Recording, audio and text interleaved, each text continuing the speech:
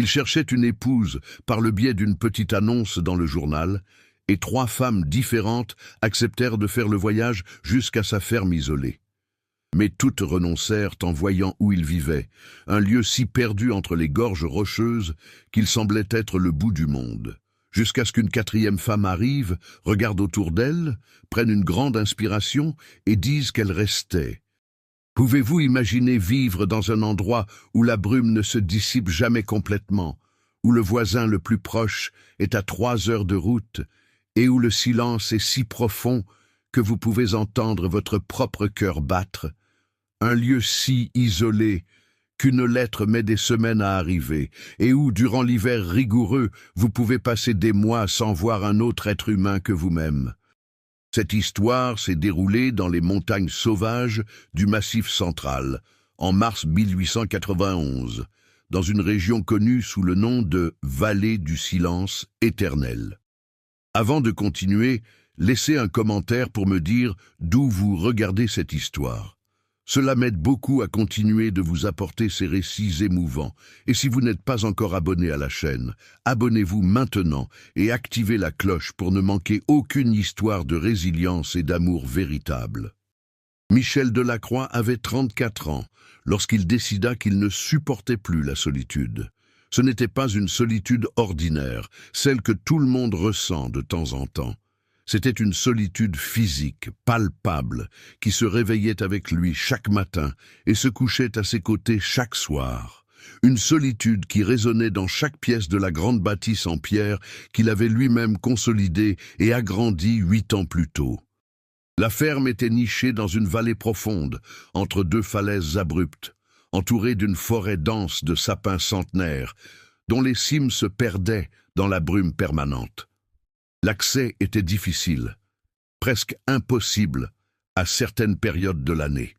Un chemin étroit et sinueux serpentait le long de la montagne pendant 3 heures de charrette avant d'atteindre le village le plus proche, Saint-Christophe-des-Roches, un petit hameau comptant tout au plus 200 âmes. Michel avait hérité ces terres de son père, un homme obstiné qui voyait une opportunité là où d'autres voyaient de la folie. Les terres étaient fertiles, les pâturages naturels excellents pour le bétail, et l'eau abondait, jaillissant de sources cristallines à même la roche. Mais l'isolement était brutal. Le père de Michel était mort 5 ans auparavant, laissant son fils seul dans une propriété qui prospérait en tout, sauf en compagnie humaine. La maison était solide, bâtie en granit et en bois, avec 4 grandes chambres, un salon doté d'une immense cheminée, une cuisine bien équipée et même une petite bibliothèque que Michel gardait organisée avec un soin obsessionnel. Il s'occupait de la ferme avec l'aide de seulement 2 ouvriers agricoles qui vivaient dans une maisonnette à 100 mètres de là, des hommes taiseux et solitaires comme lui, préférant l'isolement à la convivialité. Pendant des années, Michel s'était convaincu qu'il était bien ainsi. Il travaillait du lever au coucher du soleil, soignait ses bêtes, plantait le nécessaire pour sa subsistance, lisait le soir à la lueur des lampes à pétrole. Et le dimanche, il parcourait la propriété à cheval, observant la beauté sauvage de ce lieu qui était à la fois son royaume et sa prison. Mais en janvier de cette année 1891, quelque chose changea.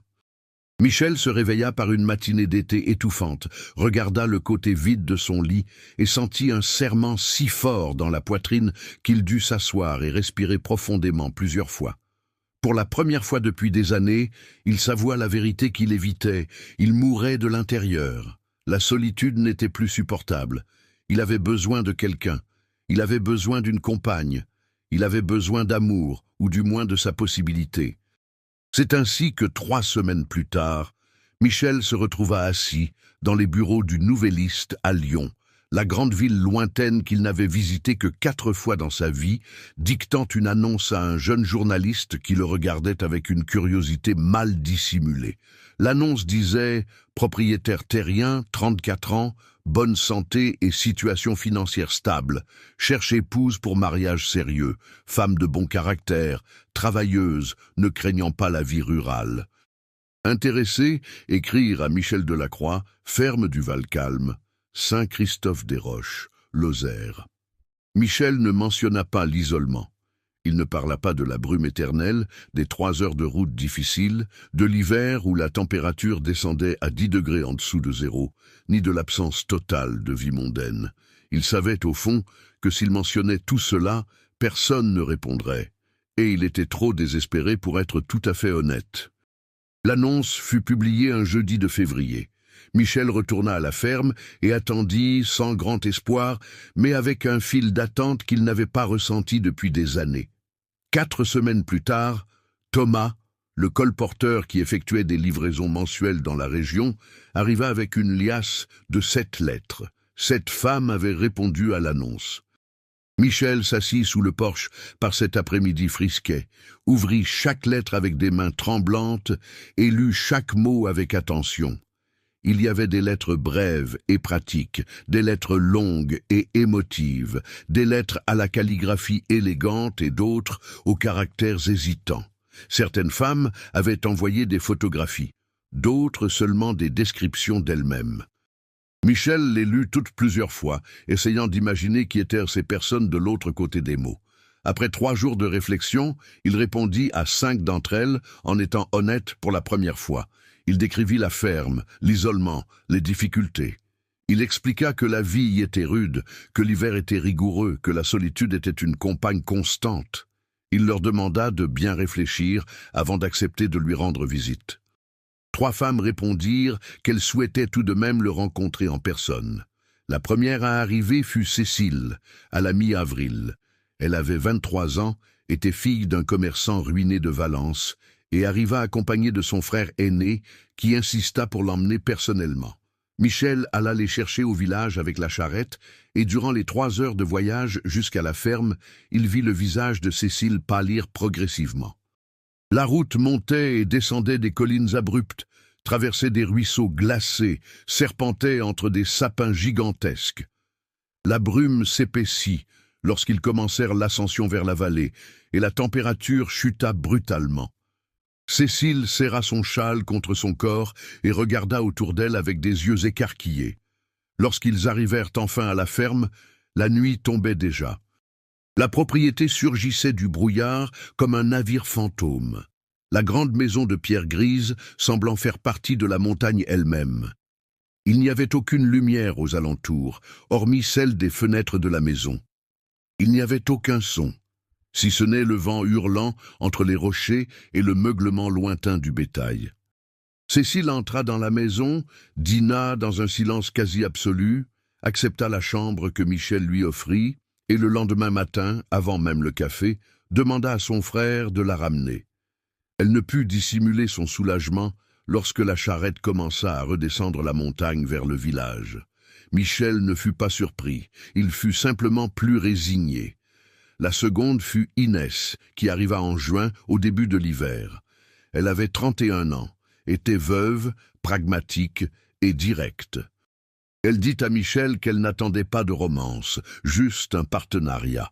Elle resta 3 jours, le temps suffisant pour qu'une légère chute de neige couvre les champs, et pour qu'Inès réalise qu'un partenariat dans cet isolement ne suffisait pas à compenser l'absence de tout le reste.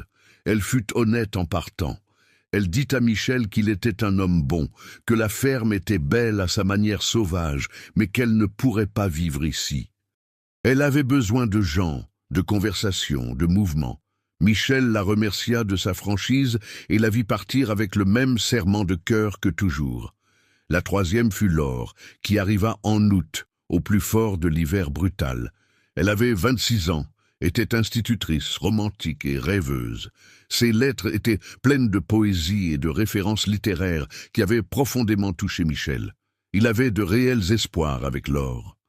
Elle arriva par un rare après-midi ensoleillé, où la brume s'était momentanément dissipée et où la vallée montrait sa beauté brute et impressionnante. Laure descendit de la charrette les yeux brillants, regarda autour d'elle émerveillée, et Michel sentit une pointe d'espoir véritable. Ils discutèrent pendant des heures cette première nuit, assis devant la cheminée crépitante, découvrant qu'ils partageaient l'amour des livres, des idées, de la beauté. Laure semblait enchantée. Michel commençait à croire qu'il avait enfin trouvé quelqu'un. Mais le lendemain, la brume revint, et le jour d'après aussi. Et le suivant, une semaine entière de brouillard dense, humide, pénétrant, qui transformait le monde en nuances de gris et de blanc. Laure commença à devenir inquiète, puis mélancolique, puis visiblement anxieuse. Le 8e jour, elle s'assit avec Michel et lui expliqua, les larmes aux yeux, qu'elle ne pouvait pas. Elle aimait l'idée de cet endroit, elle aimait leur conversation, mais la réalité de l'isolement, de la brume interminable, du silence oppressant, l'étouffait. Elle devait partir avant de perdre complètement la raison. Michel l'accompagna personnellement jusqu'au village. Ils se dirent adieu par une longue étreinte, et Michel vit en elle la confirmation de ce qu'il craignait. Il était impossible à aimer, non pour ce qu'il était, mais pour l'endroit où il vivait.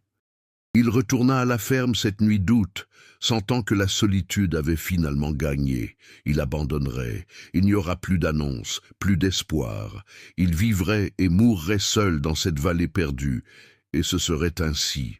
Mais en septembre, alors que l'hiver commençait à céder et que les premières fleurs sauvages perçaient entre les pierres, Thomas arriva avec une lettre inattendue. Elle venait d'une femme nommée Hélène Vasseur. Elle n'avait pas répondu à l'annonce originale, mais avait obtenu l'adresse par une connaissance qui avait vu la publication. La lettre était différente des autres. Elle était directe, intelligente, sans romantisme, ni fausse promesse. Hélène expliquait qu'elle avait 28 ans, qu'elle était célibataire, éduquée, et que pour des raisons personnelles qu'elle ne pouvait détailler par écrit, elle devait quitter Lyon de toute urgence. Elle ne cherchait pas nécessairement la romance, mais une opportunité de recommencer, loin de la métropole. Si Michel était toujours intéressé, elle aimerait lui rendre visite. Michel lut la lettre 5 fois. Il y avait quelque chose dans la sincérité crue de ces mots qui le toucha. Il répondit le jour même, expliquant tout à nouveau sur l'isolement, sur les femmes qui avaient renoncé, sur la dureté de la vie là-bas. Il dit qu'elle serait la bienvenue pour une visite, mais qu'il n'attendait rien d'elle. La réponse d'Hélène arriva 3 semaines plus tard. Elle était encore plus directe. « Je serai là le 15 octobre. S'il vous plaît, venez me chercher au village à midi. » Et ainsi, par une froide matinée d'octobre, Michel se retrouva à nouveau à monter dans sa charrette pour aller chercher une autre femme qui, probablement, regarderait autour d'elle et fuirait le plus vite possible. Il arriva au village à 11h30, attacha les chevaux devant l'épicerie du père Rodrigue et attendit. À midi pile, la diligence de Lyon s'arrêta sur la petite place, soulevant une poussière ocre. 3 personnes descendirent. Un marchand rondelet que Michel connaissait de vue, une dame âgée portant un panier d'œufs et une femme grande, à la posture droite, vêtue d'une tenue de voyage bleu marine, déjà poussiéreuse du trajet. Hélène Vasseur avait des cheveux châtains retenus en un chignon simple, des yeux sombres et intelligents, et une expression que Michel ne parvint pas à déchiffrer immédiatement. Ce n'était pas de la peur, ce n'était pas de l'espoir romantique, ce n'était pas de l'enthousiasme, c'était de la détermination, une détermination pure et dure. Elle portait une valise en cuir usé et un sac de livres. Elle regarda autour de la place, identifia Michel instantanément, probablement grâce à la charrette et aux chevaux, et marcha droit vers lui. « Monsieur Delacroix ?» dit-elle, en tendant la main d'une manière très peu conventionnelle pour une dame. Michel lui serra la main, surpris par la fermeté de sa poigne. « Oui, c'est moi, répondit-il. Bienvenue, mademoiselle Vasseur. » Hélène acquiesça, posa sa valise dans la charrette sans attendre d'aide et monta avec agilité. « Allons-y, dit-elle simplement. J'ai hâte de voir l'endroit. » Michel monta à côté d'elle, prit les rênes et commença à guider les chevaux hors du village. Durant les premières minutes, aucun des deux ne parla. Il l'observait discrètement du coin de l'œil. Elle regardait le paysage avec une attention concentrée, comme si elle mémorisait chaque détail. La route commença à monter, entrant dans la région des hauts sapins. La température chuta. La brume commença à apparaître en légère volute entre les arbres. Michel attendit le premier signe d'hésitation sur le visage d'Hélène. Il ne vint pas. 3 heures de voyage. C'est long, dit Michel, brisant le silence. Et la route empire en hiver. Hélène le regarda directement. J'imagine que oui, répondit-elle calmement. Mais je ne suis pas ici pour le confort du voyage. Michel ne sut que répondre à cela. Ils continuèrent en silence pendant encore une demi-heure, jusqu'à ce que la brume s'épaississe pour de bon, transformant le monde en nuances de blanc et de gris. Les sapins surgissaient et disparaissaient comme des fantômes le long du chemin. « C'est toujours ainsi ?» demanda Hélène. « La brume ?» Michel hocha la tête. « Presque toujours, confirma-t-il. Il y a des jours de soleil, mais ils sont rares. La brume est permanente ici-haut. Elle fait partie du lieu. « Oh, je comprends, » dit Hélène, et elle retourna à l'observation du paysage brumeux sans montrer de perturbation. Lorsqu'ils arrivèrent finalement dans la vallée et que la ferme surgit du brouillard, Michel se prépara mentalement à la réaction qu'il connaissait déjà. Mais Hélène regarda simplement la maison de pierre, les champs entourés de falaises rocheuses, la forêt dense tout autour, et dit quelque chose de complètement inattendu. « C'est exactement comme je l'imaginais, » murmura-t-elle, presque pour elle-même, coupée du monde. « Parfait. » Michel gara la charrette devant la maison, descendit et aida Hélène avec ses bagages, bien qu'elle n'eût manifestement pas besoin d'aide. Il ouvrit la porte de la maison et lui fit signe d'entrer. Hélène entra, s'arrêta au milieu du salon et pivota lentement pour tout observer. La grande cheminée, le mobilier simple mais robuste, les fenêtres donnant sur les champs brumeux, les étagères de livres sur le mur latéral. Ses yeux s'illuminèrent lorsqu'elle vit les livres. « Vous lisez, dit-elle, non pas comme une question, mais comme une constatation satisfaite. » Michel acquiesça. « C'est pratiquement tout ce que je fais le soir, » admit-il. « Il n'y a pas grand-chose d'autre à faire ici. » Hélène marcha jusqu'à l'étagère, passa ses doigts sur le dos des livres, et Michel vit un petit sourire apparaître au coin de sa bouche. Victor Hugo, Émile Zola, Flaubert, murmura-t-elle en lisant les titres. Vous avez bon goût. J'essaie, dit Michel, se sentant étrangement nerveux sous son examen. Elle était si différente des autres. Il n'y avait pas de peur, pas de doute visible, pas de romantisme idéalisé. Il y avait juste ce calme déterminé qu'il n'arrivait pas à déchiffrer. Il lui fit visiter la cuisine, les chambres, le reste de la maison. Hélène posa des questions pratiques sur l'approvisionnement en eau, les réserves de nourriture, le fonctionnement de la cheminée, le logement des ouvriers. Aucune question sur la vie sociale, les fêtes, les voisins, comme si elle avait déjà accepté que ces choses n'existaient pas ici. Lorsqu'ils terminèrent le tour, la nuit tombait déjà. Michel prépara un dîner simple, un rôti avec des pommes de terre et du pain frais qu'il avait lui-même fait 2 jours plus tôt. Ils mangèrent à la table de la cuisine, éclairés par des lampes à pétrole qui projetaient des ombres dansantes sur les murs de pierre. « Puis-je vous poser une question personnelle ?» dit finalement Michel, rassemblant son courage. Hélène leva les yeux de son assiette et acquiesça. « Vous pouvez ? Pourquoi êtes-vous vraiment ici ?» demanda Michel. « Votre lettre mentionnait des raisons personnelles. Vous n'êtes pas obligé de me le dire si vous ne voulez pas. Mais j'aimerais comprendre. » Hélène posa sa fourchette lentement, s'essuya la bouche avec sa serviette et le regarda droit dans les yeux. Il y avait quelque chose de défiant dans ce regard, mais aussi de vulnérable. « Je fuis un mariage arrangé, » dit-elle simplement. « Ma famille a des dettes. Un homme riche, de 20 ans mon aîné, a proposé de tout payer en échange de ma main. Mon père a accepté sans me consulter. Le mariage était prévu pour novembre. Je me suis enfui. » Michel resta silencieux, assimilant l'information. « Et votre famille ?» demanda-t-il. « Ils vont vous chercher. » Hélène hocha la tête. « Certainement, confirma-t-elle. Mais ils mettront du temps à me trouver. Et quand ils me trouveront, si je suis déjà marié à un autre homme, ils ne pourront rien faire. Le contrat sera nul. Ah, dit Michel, comprenant enfin, donc vous avez besoin d'un mari rapidement, pas nécessairement d'une relation. Hélène sourit, mais c'était un sourire sans joie. Exactement, confirma-t-elle. Je ne suis pas venu ici en quête d'amour, monsieur Delacroix. Je suis venu en quête de liberté. Si vous acceptez un mariage de convenance qui me protège légalement, je serai une bonne épouse. Je tiendrai la maison, je travaillerai à vos côtés, je ne serai pas un fardeau, mais je n'attendrai pas de vous une romance que vous ne voudrez peut-être pas donner. Michel s'adossa à sa chaise. L'étudiant. Une partie de lui se sentait déçu. Il avait espéré, peut-être naïvement, quelqu'un qui voudrait être là pour lui. Mais une autre partie, la partie pratique qui avait passé des années seule, voyait l'offre pour ce qu'elle était, honnête et mutuellement bénéfique. « Et si l'amour vient ?» demanda-t-il doucement.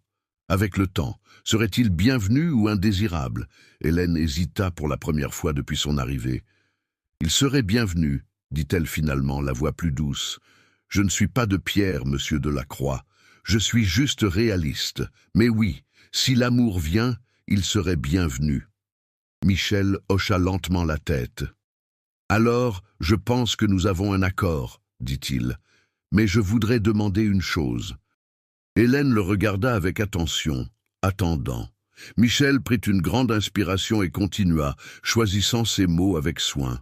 « J'aimerais que vous restiez ici au moins 2 semaines avant que nous prenions une décision définitive, » dit-il. « Les autres femmes qui sont venues sont restées au maximum 1 semaine. J'ai besoin de savoir que vous pouvez vraiment vivre ici, et vous devez en être sûr aussi. Cet endroit n'est pas fait pour tout le monde. » Hélène réfléchit un instant, puis acquiesça. « C'est juste, » convint-elle, 2 semaines. Et si au bout de ce temps je veux toujours rester, nous nous marions. » Michel tendit la main par-dessus la table. Marché conclu. Hélène lui serra la main à nouveau, et cette fois la poignée dura quelques secondes, de plus qu'il n'était nécessaire. Cette première nuit, Hélène dormit dans la chambre d'amis que Michel gardait toujours prête, même s'il recevait rarement de la visite. Il se coucha dans sa propre chambre de l'autre côté du couloir, mais dormit peu. Il resta à penser à cette femme étrange et fascinante qui avait surgi de nulle part, si différente de tout ce qu'il avait espéré. Elle ne voulait pas de romance, mais lui sentait déjà quelque chose grandir dans sa poitrine, une curiosité, une attirance, un espoir dangereux. La première semaine fut une danse prudente de découverte mutuelle. Hélène se levait tôt, toujours avant Michel, et lorsqu'il descendait à la cuisine, il trouvait déjà le café prêt et le pain chaud. Elle s'était adaptée à la routine de la ferme avec une facilité qui les surprit tous les deux. Le 2e jour, Hélène demanda à connaître la propriété entière. Michel l'emmena faire une promenade à cheval qui dura toute la matinée. Elle montait bien, un autre fait qui le surprit. Elle expliqua qu'elle avait appris petite dans la ferme d'un oncle en province avant que la famille ne déménage à Lyon. Ils chevauchèrent à travers les champs brumeux, visitèrent les étables où le bétail meuglait calmement, montèrent jusqu'à un point élevé d'où l'on voyait l'immensité de la vallée cernée par les falaises. Hélène s'arrêta là, respira profondément l'air glacé et humide, et resta silencieuse de longues minutes, à simplement observer. « Vous n'avez pas peur de la solitude, » dit Michel, plus comme un constat qu'une question. Hélène se tourna vers lui, et il y avait quelque chose de sombre dans ses yeux. « J'ai plus peur des cages dorées que de la solitude, » répondit-elle. « Je préfère être seule et libre qu'entourée de monde et prisonnière. » Michel comprit alors qu'Hélène ne fuyait pas seulement un mariage, elle fuyait une vie entière qui étouffait son âme. L'isolement de la ferme, qui avait fait fuir les 3 autres femmes, était pour Hélène exactement ce dont elle avait besoin. Un endroit où personne ne pourrait la trouver, personne ne pourrait la forcer, personne ne pourrait l'emprisonner à nouveau. Les jours suivants établirent une routine confortable. Michel s'occupait des travaux extérieurs de la ferme avec l'aide des 2 ouvriers, Jacques et Léon, des hommes d'âge mûr qui parlaient peu mais travaillaient dur. Hélène prit en main la maison, mais pas de manière soumise ou résignée. Elle réorganisa la cuisine avec une efficacité impressionnante, répara des rideaux déchirés depuis des années, nettoya des recoins dont Michel ignorait l'existence. Mais ce qui unit vraiment les deux, ce furent les soirées. Après le dîner, ils s'asseyaient dans le salon devant la cheminée, chacun avec un livre, et lisaient dans un silence complice. De temps en temps, l'un d'eux lisait un passage à voix haute, et cela lançait de longues et profondes conversations sur la littérature, la philosophie, la vie. Michel découvrit qu'Hélène avait un esprit vif et des opinions tranchées. Elle argumentait avec passion, défiait ses idées, posait des questions qui le forçaient à penser différemment. C'était stimulant d'une manière qu'il n'avait jamais expérimentée. Le 5e soir, alors qu'ils discutaient d'une nouvelle de Maupassant, Hélène dit quelque chose qui resterait gravé dans la mémoire de Michel pour toujours. « Savez-vous ce que j'aime le plus dans cet endroit ?» demanda-t-elle subitement, interrompant la discussion littéraire. Michel fit signe que non, curieux. Hélène regarda autour du salon, les murs de pierre, les fenêtres sombres où la brume pressait contre la vitre, l'âtre crépitant. « Ici, je peux penser, » dit-elle simplement. À Lyon, il y avait toujours quelqu'un pour me dire quoi penser, comment me comporter, ce qui était approprié pour une femme de ma condition. Ici, il n'y a personne d'autre que nous. Je peux être qui je suis vraiment. Michel sentit sa poitrine se serrer, avec quelque chose qui n'était pas exactement de l'attirance physique, mais quelque chose de plus profond. C'était de la reconnaissance. Il voyait en Hélène une âme sœur, quelqu'un qui comprenait que l'isolement n'était pas toujours une prison. Parfois, c'était une libération. Abonnez-vous à la chaîne et activez la cloche pour ne pas manquer les prochaines histoires émouvantes. Le 7e jour, la première tempête arriva. L'automne cédait la place à l'hiver, et avec lui venaient les orages violents qui descendaient des cimes avec une fureur primitive. Michel se réveilla avant l'aube, au son du vent hurlant et de la pluie battant contre les vitres comme des pierres. Il se leva rapidement, s'habilla et descendit vérifier la maison. Hélène était déjà dans la cuisine, habillée, elle aussi, regardant par la fenêtre l'obscurité tempétueuse dehors. « Ça va être fort ?» demanda-t-elle quand Michel entra. Il acquiesça, s'approchant de la fenêtre. « Oui, » confirma-t-il, « ces tempêtes d'automne sont violentes. Nous allons devoir vérifier le bétail, s'assurer que les enclos sont sûrs. » Hélène se tourna vers lui avec détermination. « Je viens avec vous. » Michel commença à protester, mais elle l'interrompit d'un regard ferme. « Je ne suis pas en porcelaine, » dit-elle. « Si je dois vivre ici, je dois apprendre à gérer cela. Je ne resterai pas à l'intérieur pendant que vous affrontez la tempête seule. » Il y avait quelque chose d'émouvant dans son insistance. Michel acquiesça, prit un grand manteau imperméable trop large qui serait pour elle, et tous deux sortirent ensemble dans la tourmente. Le vent était si fort qu'il faillit les renverser lorsqu'ils ouvrirent la porte. La pluie tombait à l'horizontale, glaciale comme la glace, les trempant en quelques secondes, malgré les manteaux. Michel saisit fermement le bras d'Hélène, et ils coururent dans l'obscurité jusqu'aux étables. Jacques et Léon étaient déjà là, luttant pour calmer le bétail effrayé et renforcer les clôtures qui menaçaient de céder sous le vent. Michel se joignit à eux immédiatement, et Hélène, sans attendre d'instructions, commença à aider à conduire les bêtes vers le côté le plus protégé de l'enclos. Ils travaillèrent pendant des heures sous la tempête. La pluie ne donnait aucun répit. Le vent hurlait comme une bête sauvage, et les éclairs illuminaient la vallée en flashs blancs et terrifiants. Mais Hélène ne recula pas. Elle travailla aux côtés des hommes avec une détermination impressionnante, trempée et tremblante de froid, mais sans un mot de plainte. Quand ils réussirent enfin à protéger le bétail et à renforcer les structures essentielles, le jour s'était levé, bien que ce fût une clarté pâle et grise filtrée par la tempête. Les 4 revinrent en courant vers la maison, épuisés et gelés jusqu'aux os. Michel envoya Jacques et Léon se réchauffer et se reposer chez eux. Il resta seul avec Hélène dans la cuisine, tous deux ruisselant d'eau sur le sol de pierre, tremblant de manière incontrôlable. Il alluma le feu dans la cheminée du salon pendant qu'Hélène montait se changer. Lorsqu'elle redescendit 15 minutes plus tard, avec des vêtements secs et les cheveux encore humides lâchés sur ses épaules pour la première fois depuis son arrivée, Michel sentit quelque chose changer en lui. Elle était belle, oui, mais c'était plus que cela. Elle était forte, elle était courageuse, elle était une vraie partenaire. Hélène s'approcha de l'âtre, tendit les mains vers la chaleur et regarda Michel. Il préparait du café chaud, geste automatique de celui qui avait vécu seul des années. « Merci », dit-elle doucement. Michel se tourna, confus. « Pourquoi ?» demanda-t-il. « De m'avoir laissé aider », expliqua Hélène. « De ne pas m'avoir traité comme si j'allais me briser, de m'avoir traité en égal. » Michel tint la tasse de café chaud et la lui tendit. « Vous avez prouvé que vous êtes mon égal, » dit-il simplement. « Ou peut-être mieux. Je n'ai jamais vu quelqu'un affronter sa première tempête avec autant de courage. » Hélène accepta la tasse, et lorsque leurs doigts se touchèrent, aucun des deux ne se recula immédiatement. Ils restèrent là une longue seconde, doigts frôlés, yeux ancrés l'un dans l'autre, l'air entre eux chargé de quelque chose de nouveau et d'effrayant.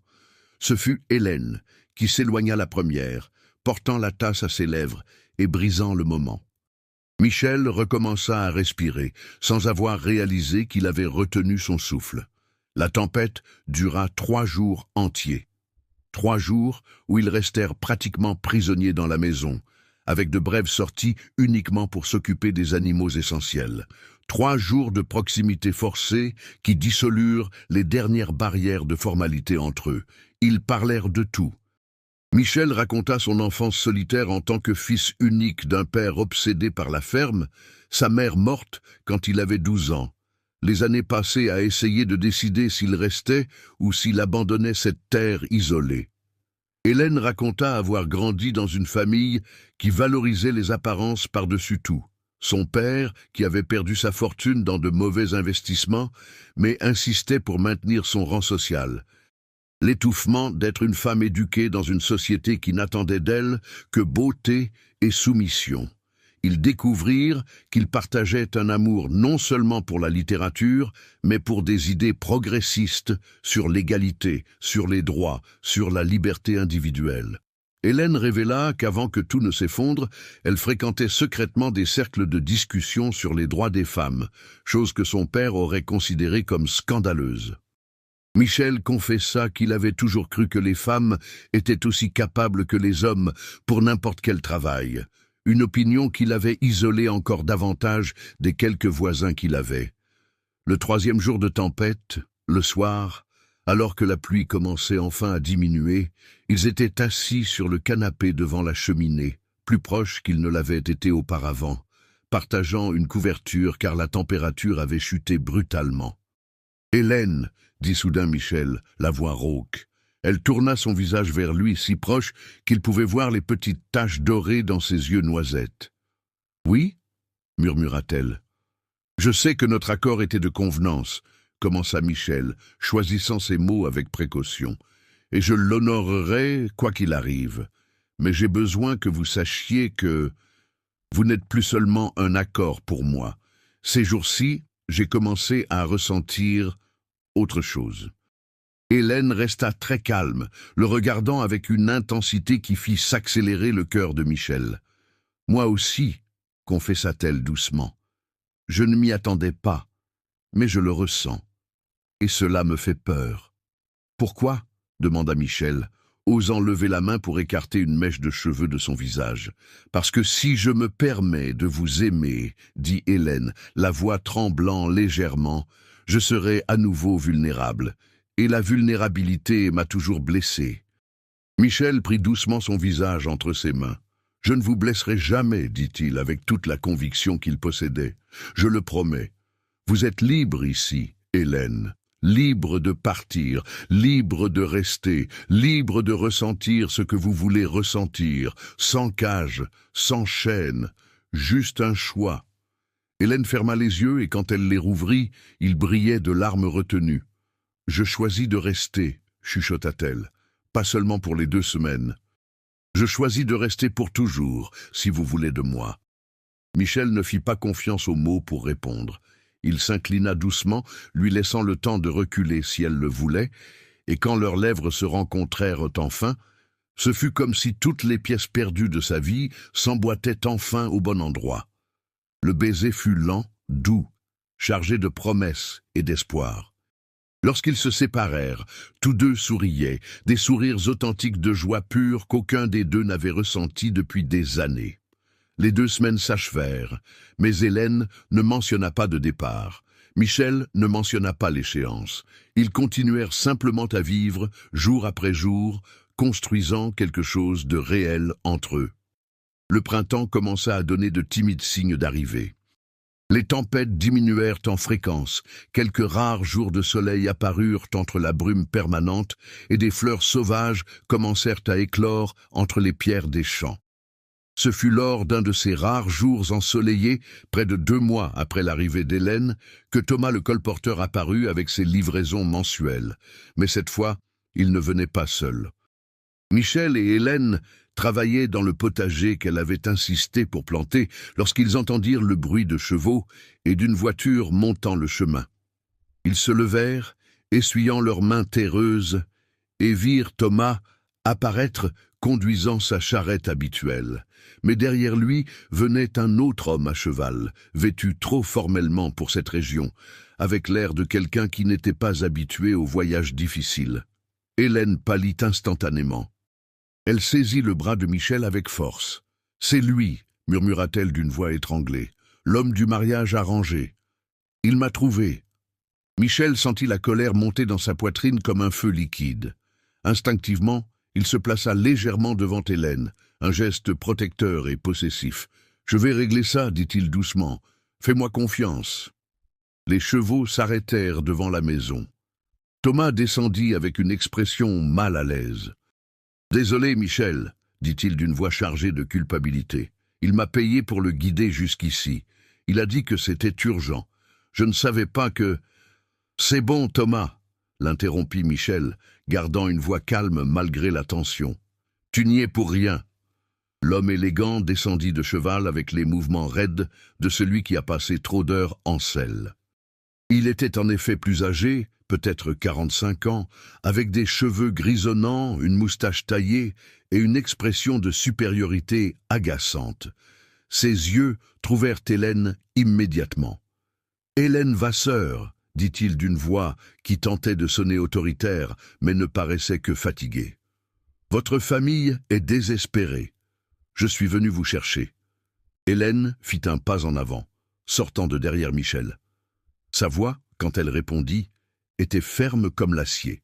« Monsieur Auguste de Valmont, » dit-elle avec une froideur coupante, « je ne rentrerai pas, je l'ai déjà dit clairement dans la lettre que j'ai envoyée à mon père. » Auguste fit un geste dédaigneux de la main.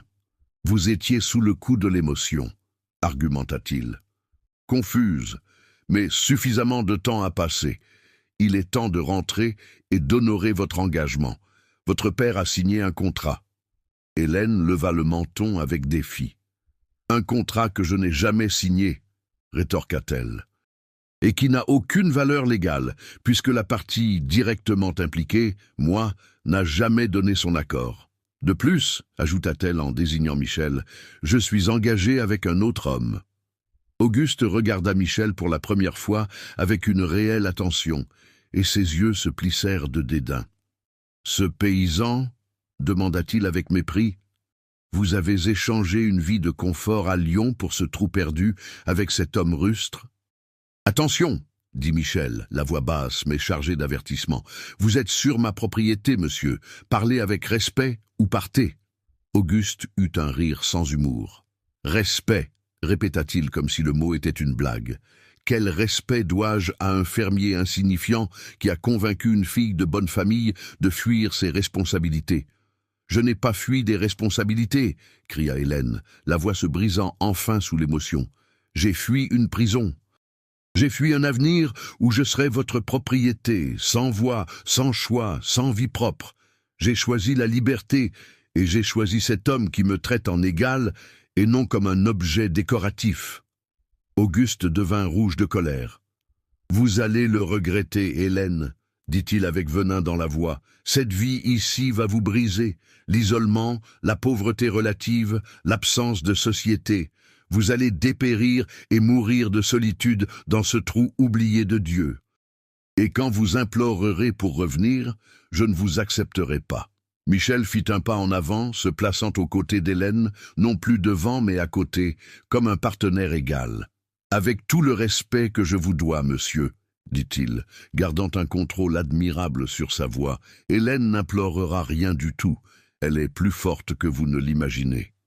Et quant à l'isolement, eh bien, il semble que vous ne compreniez pas que pour certaines personnes, une solitude choisie est préférable à une compagnie forcée. » Hélène entrelacera ses doigts avec ceux de Michel, un geste public et déclaratif. « Monsieur de Valmont, dit-elle avec une dignité impressionnante, je vous remercie pour le voyage jusqu'ici. Cela a dû être fatigant. Mais ma réponse est non. Cela a toujours été non. Et ce sera toujours non. S'il vous plaît, rentrez et dites à mon père que je suis heureuse, que je suis en sécurité et que j'ai pris ma décision. Il n'a plus de pouvoir sur moi. » Auguste resta là un long moment, regardant les deux mains dans la main, et quelque chose dans son expression changea. Le dédain fit place à quelque chose qui ressemblait presque à de la pitié. Mais c'était une pitié mêlée d'amertume. « Vous allez le regretter, » répéta-t-il, mais cette fois sans réelle force dans les mots.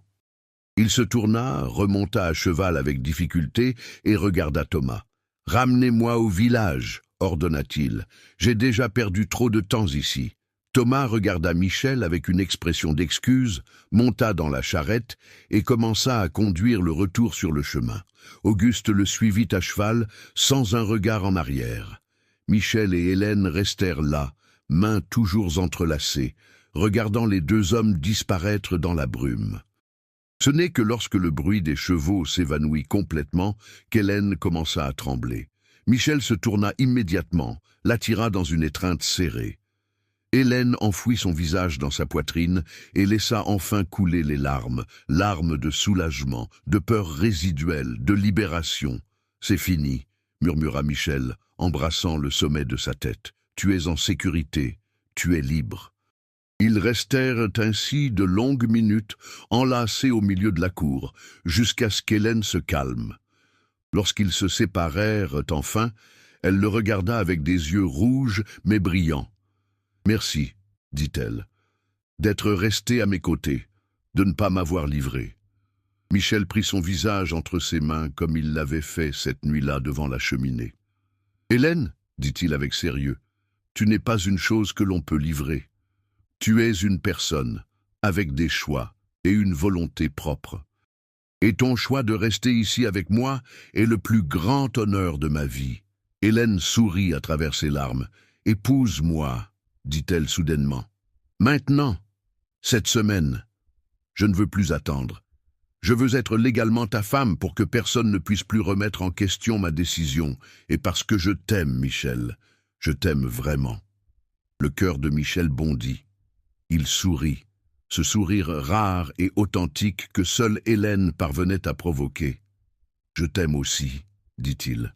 « Et oui, marions-nous, cette semaine si tu le veux. » Ils s'embrassèrent là, sous le rare soleil qui brillait entre les nuages, entourés par la brume éternelle du Val du Silence, et pour la première fois de leur vie, tous deux sentirent qu'ils appartenaient à un lieu et à quelqu'un. 3 jours plus tard, ils descendirent au village de Saint-Christophe-des-Roches. Michel alla chercher le prêtre local, le vieux père Benoît, qui connaissait la famille Delacroix depuis des décennies. Le prêtre posa quelques questions, s'assura qu'Hélène était là de son plein gré et accepta de célébrer la cérémonie. Le mariage fut simple, célébré dans la petite église de pierre du village avec seulement 4 témoins. Thomas, le colporteur qui s'était racheté, Jacques et Léon, les fidèles ouvriers, et Madame Marguerite, la patronne de l'auberge, qui avait insisté pour être présente parce que, selon elle, tout mariage a besoin d'au moins une femme témoin en plus de la mariée. Hélène n'avait pas de robe blanche, alors elle porta sa plus belle robe bleue, la même qu'elle portait à son arrivée. Michel mit l'unique costume qu'il possédait, gardé depuis des années et un peu démodé. Mais lorsqu'ils échangèrent leurs vœux devant le prêtre, se regardant dans les yeux avec un amour sincère et un choix conscient, rien d'autre n'importait. Le père Benoît bénit l'union, les déclara mari et femme, et Michel embrassa son épouse tandis que les 4 témoins applaudissaient.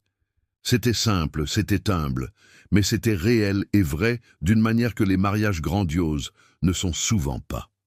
Ils retournèrent à la ferme cet après-midi-là en tant que mari et femme, et lorsque la maison surgit de la brume, Hélène soupira avec une satisfaction profonde. « Je suis chez moi », dit-elle doucement. « Pour la première fois de ma vie, je suis vraiment chez moi. Les premiers mois de mariage furent faits de découvertes et d'ajustements constants. Hélène et Michel apprirent à vivre non plus comme 2 personnes partageant un espace, mais comme un véritable couple, construisant une vie commune brique par brique, jour après jour. Hélène prit en charge l'administration de la maison avec une efficacité qui surprit même Michel. Elle réorganisa complètement le système de stockage des aliments pour l'hiver qui approchait, créa un inventaire détaillé des provisions et convainquit même Michel de construire une petite serre annexe à la cuisine où il pourrait cultiver des herbes et quelques légumes même durant les mois les plus froids. Michel, de son côté, commença à inclure Hélène dans toutes les décisions concernant la ferme. Il découvrit qu'elle avait un esprit analytique impressionnant pour les chiffres et la planification. Ensemble, ils revirent toute l'exploitation de la propriété, identifièrent les domaines d'amélioration et tracèrent des plans pour les années à venir. Mais ce n'était pas que du travail. Il y avait des moments d'intimité douce et inattendus.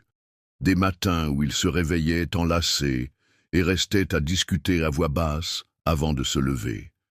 Des après-midi où ils arrêtèrent le travail pour prendre le café ensemble sous le porche, observant la brume danser entre les sapins. Des soirées où ils dansaient dans le salon sans musique, juste au son du crépitement de l'âtre, riant comme des enfants. Un mois après le mariage, en plein mois de mai, Hélène eut une idée qui allait changer l'avenir de la ferme. Elle était dans la bibliothèque, feuilletant un vieux journal que Thomas avait apporté lors de la dernière livraison, quand elle trouva un article sur les fromages artisanaux gagnant en popularité à Lyon et Paris. « Michel », appela-t-elle, descendant les escaliers rapidement. « Viens voir ça ».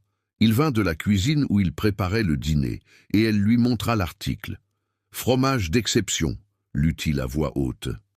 Des producteurs ruraux trouvent une niche lucrative dans les fromages affinés de haute qualité pour les consommateurs urbains exigeants. Hélène le regarda avec des yeux brillants d'excitation. « Nous avons un lait excellent, dit-elle rapidement. Tu as toujours dit que la qualité du lait ici est supérieure à cause de l'altitude et du climat.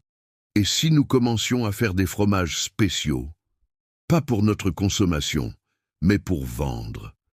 Cela pourrait être une source de revenus supplémentaires. » Michel réfléchit, intrigué. « Je sais faire du fromage basique, admit-il.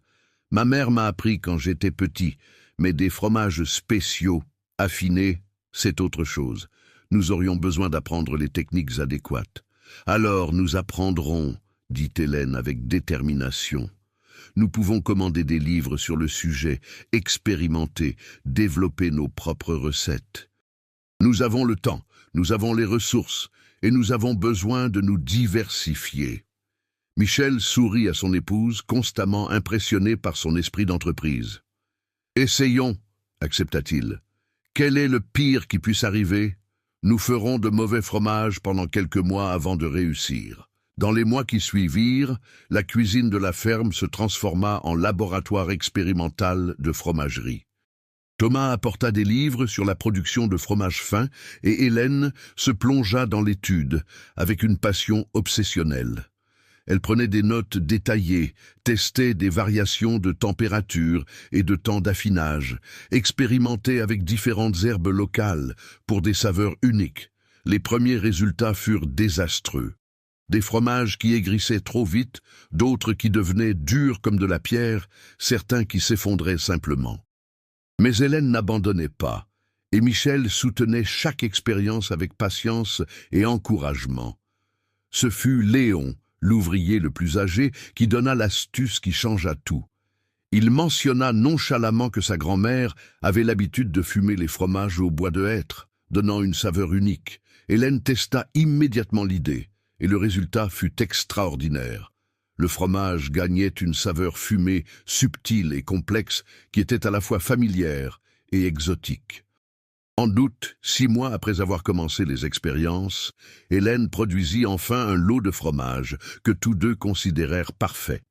C'étaient de petites tomes, affinées pendant 60 jours, légèrement fumées, avec une texture crémeuse et une saveur profonde qui explosait en bouche. Michel en emporta quelques-uns au village lors du voyage suivant, distribua des échantillons gratuits dans quelques commerces et à l'auberge de Madame Marguerite. La réponse fut immédiate et enthousiaste.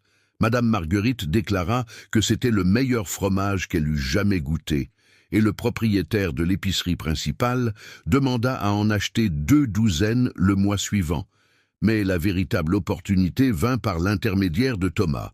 Le colporteur, impressionné par le fromage, apporta des échantillons à Lyon et les montra à certains commerçants qu'il fournissait. L'un d'eux, propriétaire d'une épicerie fine, fut si impressionné qu'il passa commande de 100 unités pour tester avec ses clients riches. Hélène et Michel travaillèrent frénétiquement pour honorer la commande. Ils augmentèrent la production, aménagèrent une cave d'affinage adéquate dans une pièce fraîche de la maison, établirent un système de contrôle qualité rigoureux. Le travail était intense, mais ils le faisaient ensemble, et cela transformait le labeur en plaisir. La commande fut livrée en septembre, et la réponse arriva 3 semaines plus tard par une lettre enthousiaste du commerçant. Les fromages s'étaient vendus entièrement en 5 jours. Il voulait une commande mensuelle de 200 unités et demandait si c'était possible. Michel et Hélène s'assirent à la table de la cuisine ce soir-là, lisant et relisant la lettre, n'osant presque pas y croire. 200 unités par mois, murmura Hélène, faisant des calculs mentaux.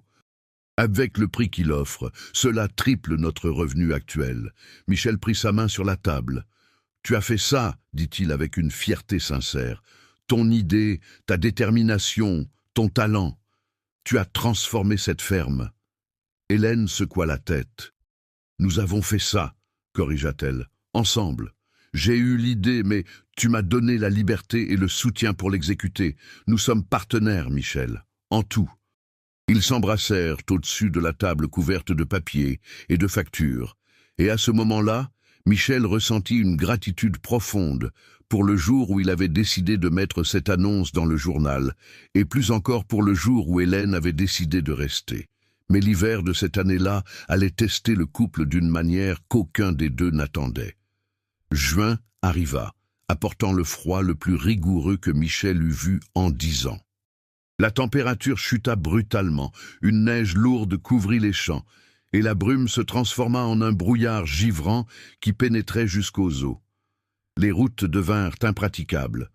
Thomas ne réussit à faire qu'une seule livraison dans tout le mois et prévint qu'il ne reviendrait pas tant que le temps ne s'améliorerait pas. Ils se retrouvèrent complètement isolés. Michel, Hélène, Jacques et Léon étaient les seuls êtres humains dans un rayon de plusieurs kilomètres, encerclés par un hiver impitoyable et un silence absolu. Les jours étaient courts, le soleil apparaissait rarement, et les nuits semblaient éternelles. Hélène, qui jusqu'alors ne montrait que force et détermination, commença à montrer des signes de lutte intérieure. Michel le remarqua dans les petites choses. Elle restait debout à la fenêtre pendant de trop longues périodes, regardant la neige interminable.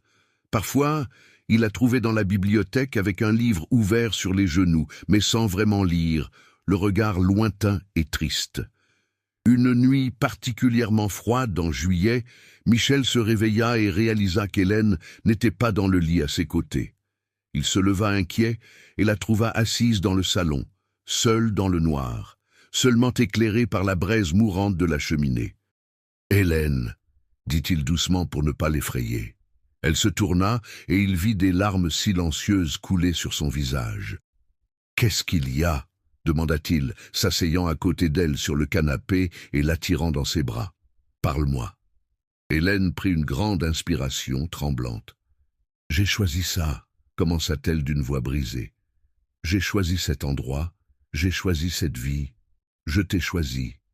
Et je ne regrette pas, Michel. Je t'aime, j'aime notre vie ensemble. Mais parfois, surtout maintenant, avec cet hiver interminable, certaines choses me manquent. Les conversations avec d'autres femmes me manquent. La musique qui n'est pas juste nous deux en train de fredonner me manque. Le mouvement, la nouveauté, le changement me manquent. Et alors je me sens coupable de ressentir ce manque, parce que cela ressemble à de l'ingratitude pour la liberté que j'ai trouvée ici. » Michel la serra plus fort, le cœur serré par sa lutte. « Ce n'est pas de l'ingratitude, » dit-il fermement. « C'est humain. Hélène, tu n'as pas besoin d'être surhumaine, tu n'as pas besoin d'aimer chaque aspect de cette vie. L'isolement est dur, surtout en hiver. Je le sais mieux que personne, c'est pour ça que j'ai cherché une épouse en premier lieu. Mais tu es née ici, argumenta Hélène. Tu es habituée, je suis une intruse, quelqu'un de l'extérieur qui essaie de s'adapter. Et si je n'y arrivais pas complètement? Et si un jour la solitude était trop forte? Michel l'écarta doucement pour pouvoir la regarder dans les yeux. « Alors nous déménagerons, » dit-il simplement.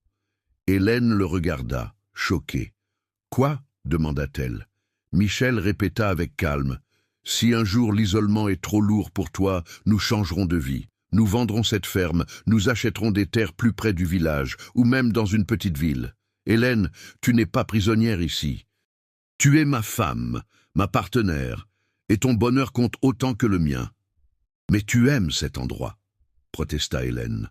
« Je ne vais pas te demander d'abandonner ta terre. » Michel sourit tristement. « J'aimais cet endroit quand c'était tout ce que j'avais, » expliqua-t-il. « Mais maintenant, je tais-toi. Et si je dois choisir entre cette ferme et toi, je te choisis. Toujours, sans hésitation. » Hélène commença à pleurer pour de bon, mais c'était des larmes de soulagement et d'amour. Elle serra Michel fort, cachant son visage contre sa poitrine. « Je ne veux pas partir, » sanglota-t-elle. « Je voulais juste que tu saches que c'est difficile parfois. Je voulais juste de l'honnêteté entre nous. » « Toujours l'honnêteté, » approuva Michel, embrassant le sommet de sa tête. « Et toujours le partenariat. Nous affronterons tout ensemble, Hélène, les bons jours comme les difficiles. C'est à cela que sert un vrai mariage. » Ils restèrent ainsi, enlacés dans le noir, jusqu'à ce que la cheminée s'éteigne complètement et que le froid commence à pénétrer la pièce. Alors ils montèrent ensemble dans la chambre, se couchèrent entrelacés sous plusieurs couvertures et dormirent du sommeil profond de ceux qui ont partagé des vérités difficiles et en sont sortis plus forts. Les jours suivants, Michel fit un effort conscient pour rendre l'hiver plus supportable. Il convainquit Jacques, qui jouait passablement de la guitare, de venir dîner avec eux certains soirs et de jouer.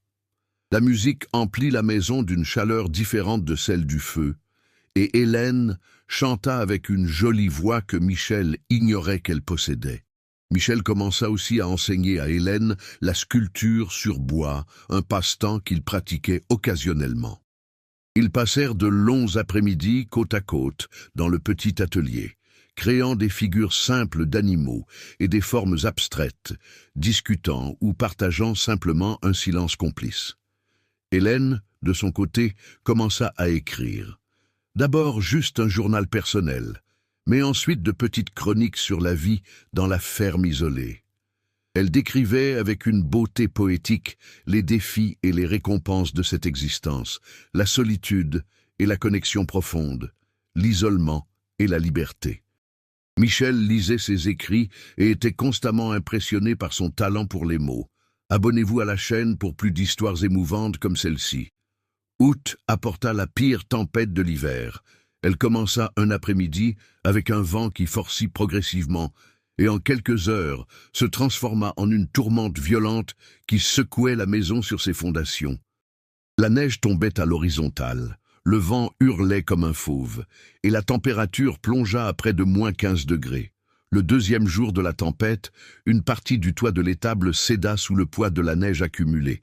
Michel et les deux ouvriers sortirent dans la bourrasque brutale pour tenter de sauver les animaux et réparer les dégâts avant que cela n'empire. Hélène insista pour aider, malgré les protestations de Michel. Ils travaillèrent pendant des heures dans des conditions terribles. La neige aveuglait, le froid brûlait la peau exposée, le vent menaçait de les renverser à tout moment. Mais ils réussirent à transférer tous les animaux vers la grange principale et à effectuer une réparation temporaire du toit en utilisant de lourdes bâches et des planches. Quand ils rentrèrent enfin, tous les quatre étaient au bord de l'hypothermie. Michel prépara du thé chaud pendant qu'Hélène s'occupait de Léon qui s'était coupé la main sur un bois éclaté. Elle nettoya la plaie, banda la main avec compétence et ne s'occupa d'elle-même qu'après. Cette nuit-là, avec la tempête rugissant encore dehors et les quatre réunis dans le salon, autour de la grande cheminée, quelque chose changea. Léon, habituellement taciturne, commença à raconter des histoires de sa jeunesse. Jacques rit et contribua avec ses propres anecdotes. Hélène partagea des souvenirs d'enfance à la ferme de son oncle. Michel parla de son père et de sa mère, des choses qu'il n'avait jamais mentionnées auparavant. C'était comme si la tempête, en les forçant ensemble dans des conditions extrêmes, avait brisé les dernières barrières de distance formelle. Ils n'étaient plus patrons et employés, mais des personnes unies par le besoin mutuel et le respect sincère. Quand la tempête passa enfin 3 jours plus tard, laissant le monde couvert d'un manteau blanc et pur de neige fraîche, le groupe qui émergea était plus fort et plus uni. Hélène surtout semblait transformée. La mélancolie du début de l'hiver avait disparu, remplacée par une détermination renouvelée. « J'ai compris quelque chose pendant la tempête », dit-elle à Michel quand ils furent enfin seuls. Michel la regarda d'un air interrogateur. « Quoi donc ?» demanda-t-il. Hélène prit sa main. « J'ai compris que l'isolement ne signifie pas être seul, » expliqua-t-elle. « Je t'ai-toi, j'ai Jacques et Léon, j'ai cette maison, cette terre, et quand l'hiver passera, j'ai le monde entier connecté à travers nos fromages, à travers les lettres que j'écris, à travers les relations que nous construisons. L'isolement géographique n'est pas la même chose que l'isolement émotionnel. Je peux vivre ici et faire partie de quelque chose de plus grand. » Michel sourit, soulagé et fier. « Tu es extraordinaire, dit-il simplement. » Hélène secoua la tête. « Non, répondit-elle. Je suis juste quelqu'un qui apprend que la force vient de racines profondes, pas d'un mouvement constant. » Septembre apporta enfin le dégel. La neige fondit, révélant des champs verts et vivants. Les fleurs sauvages explosèrent en couleurs vibrantes. Les oiseaux revinrent, emplissant l'air de leurs chants. Et Thomas réussit enfin à monter avec sa charrette chargée de provisions et de nouvelles. Il apportait aussi des piles de lettres, des commandes de fromage qui s'étaient accumulées pendant les mois d'hiver, du courrier de Lyon et, étonnamment, une lettre du père d'Hélène. Hélène pâlit en voyant l'enveloppe avec l'écriture familière. Michel resta à ses côtés pendant qu'elle l'ouvrait de ses mains tremblantes. Elle lut en silence et des larmes commencèrent à couler sur son visage. Michel attendit, inquiet, jusqu'à ce qu'elle parle enfin. « Il demande pardon, dit-elle d'une voix étranglée. Il dit qu'il avait tort d'essayer de forcer le mariage, qu'il a beaucoup réfléchi durant ces mois et réalisé qu'il avait valorisé l'argent et le statut au-dessus du bonheur de sa propre fille. Il dit qu'il a enquêté sur toi discrètement, découvert que tu es un homme honorable et que si je suis heureuse ici, il me donne sa bénédiction. » Michel l'étreignit tandis qu'elle pleurait des larmes de soulagement et de réconciliation. « C'est un cadeau, murmura-t-il, un nouveau départ avec ta famille. » Hélène acquiesça contre sa poitrine. « Je vais répondre, dit-elle. Je vais l'inviter à venir visiter au printemps. Je veux qu'il te connaisse vraiment, qu'il voie cette vie que nous avons construite. Je veux une réconciliation complète. » Les mois suivants furent marqués par une croissance exponentielle pour la ferme et pour le couple. La production de fromage augmenta pour répondre à la demande croissante. Michel et Hélène engagèrent 2 femmes du village pour aider à la production, apportant une présence féminine qu'Hélène appréciait profondément. Les chroniques qu'Hélène écrivait commencèrent à être publiées dans un journal de Lyon. L'éditeur, impressionné par la qualité des textes, lui offrit un espace mensuel pour écrire sur la vie rurale. Les chroniques gagnèrent rapidement en popularité, particulièrement auprès des femmes urbaines fascinées par cette vie si différente de la leur. Hélène écrivait avec honnêteté sur les défis et les joies, sur la solitude et la liberté, sur le travail dur et les récompenses profondes. Ces mots touchaient quelque chose chez des gens qui ne verraient peut-être jamais le Val du Silence, mais qui comprenaient le désir universel d'authenticité et de but. Le père d'Hélène vint en visite en novembre, amenant avec lui la sœur cadette d'Hélène, Béatrice, qui fut enchantée par la ferme et par la liberté visible de sa sœur. La visite fut émouvante, mais réparatrice. Le père demanda pardon personnellement, serra Michel dans ses bras comme un fils, et partit en laissant bénédiction et réconciliation. Décembre apporta le premier anniversaire de mariage. Michel et Hélène célébrèrent seuls, avec un dîner spécial qu'ils préparèrent ensemble, et une nuit sous les rares étoiles qui apparurent entre la brume.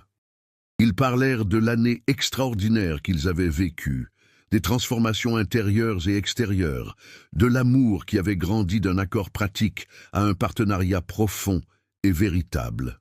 « Tu m'as sauvé », dit Hélène doucement alors qu'ils dansaient lentement sous le porche au son lointain de la guitare que Jacques jouait chez lui. Michel secoua la tête. « Nous nous sommes sauvés », corrigea-t-il.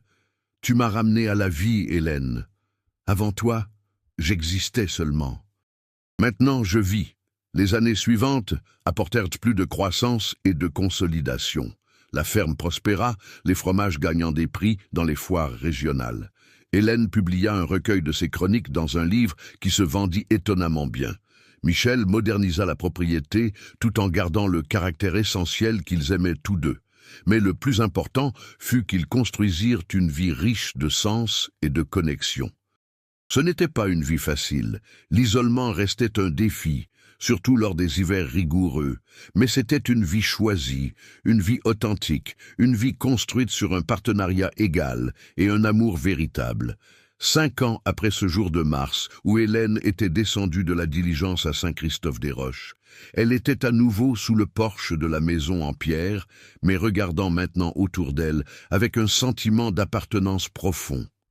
La ferme s'était transformée. Il y avait une nouvelle structure pour la production de fromage. Un petit jardin fleuri qu'Hélène cultivait, un atelier agrandi où Michel enseignait la sculpture aux intéressés du village les week-ends. La brume couvrait toujours la vallée éternellement, mais maintenant elle ressemblait à une couverture accueillante plutôt qu'à un linceul étouffant. Michel sortit de la maison et se tint aux côtés de son épouse, passant son bras autour de sa taille. « À quoi penses-tu » demanda-t-il. Hélène appuya sa tête sur son épaule. « Je pensais à ce premier jour, répondit-elle, quand je suis arrivée ici, déterminée à rester par nécessité, sans imaginer que je trouverais un vrai foyer. »« Et maintenant » demanda Michel. Hélène se tourna pour le regarder directement, et ses yeux brillaient d'un bonheur sincère. « Maintenant, je ne peux pas imaginer être ailleurs, » dit-elle avec une conviction absolue. Cette vallée isolée, cette maison de pierre, cette vie que nous avons construite ensemble, c'est mon foyer. Et toi, Michel Delacroix, tu es ma maison. » Ils s'embrassèrent sous le porche, tandis que le soleil couchant peignait la brume de tons dorés et rosés, transformant le Val du Silence éternel en quelque chose de magique et de beau. Et à cet instant, tous deux savaient qu'ils avaient trouvé quelque chose que beaucoup cherchent toute leur vie, mais que peu trouvent. Un amour véritable construit non sur une passion éphémère ou une convenance temporaire, mais sur un choix quotidien, un travail commun, une honnêteté radicale, et le courage de rester quand il serait plus facile d'abandonner. L'histoire de Michel et Hélène se répandit dans la région au fil des années. Elle devint une légende locale, sur un amour qui avait fleuri dans l'isolement, sur un partenariat qui avait transformé la solitude en plénitude. Elle inspira d'autres personnes, particulièrement des femmes, à chercher des vies authentiques, même si elles différaient de ce qu'attendait la société. L'annonce de journal que Michel avait publiée des années auparavant, cherchant une épouse, avait amené 3 femmes qui renoncèrent en voyant l'isolement de la ferme. Mais elle avait aussi amené la 4e, celle qui resta non pas malgré l'isolement, mais en partie à cause de lui. Et dans ce choix de rester quand d'autres fuyaient, naquit un amour qui prouverait être indestructible, parce qu'au final, l'amour véritable ne consiste pas à trouver quelqu'un de parfait ou un endroit parfait, il s'agit de trouver quelqu'un avec qui vous pouvez construire quelque chose de réel, même dans l'imperfection, même dans la difficulté, même dans l'isolement. Il s'agit de choisir chaque jour de rester, de travailler, de grandir ensemble. Il s'agit de transformer une maison en foyer et un partenaire en famille choisie. Et c'est exactement ce que Michel et Hélène firent dans cette vallée perdue entre les falaises, entourée par la brume éternelle et les sapins centenaires.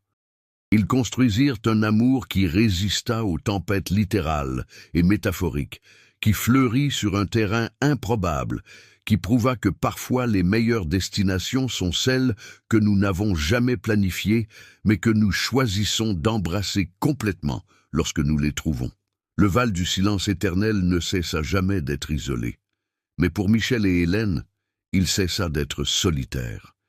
Car la solitude ne se mesure pas en kilomètres de distance jusqu'au voisin le plus proche, mais en distance émotionnelle jusqu'à l'âme qui comprend la vôtre. Et sur cet aspect, ils ne furent plus jamais seuls. La ferme continua de prospérer décennie après décennie, passant éventuellement à de nouvelles générations, mais gardant toujours l'esprit de partenariat et d'authenticité que les fondateurs avaient établi. Et toujours, sur le mur du salon principal, resta encadrée cette petite annonce jaunie par le temps. Propriétaire terrien, cherche épouse pour mariage sérieux. C'était le souvenir de la façon dont les grandes histoires commencent parfois par de simples annonces et des décisions courageuses, de la façon dont l'amour véritable peut surgir des endroits les plus improbables, et de la façon dont, parfois, la bonne personne est celle qui reste quand tous les autres s'en vont, non par manque d'options, mais pour avoir trouvé exactement ce qu'elle cherchait, même sans savoir qu'elle le cherchait. Et ainsi se termine l'histoire de Michel et Hélène, 2 solitaires qui se trouvèrent à travers les pages d'un journal et construisirent une vie extraordinaire dans un lieu que beaucoup considéreraient comme le bout du monde, mais qui pour eux devint le centre de tout ce qui importait, car au final, un foyer n'est pas un lieu sur une carte. C'est la personne à vos côtés quand vous vous réveillez, le partenaire qui affronte les tempêtes avec vous, l'amour qui choisit de rester.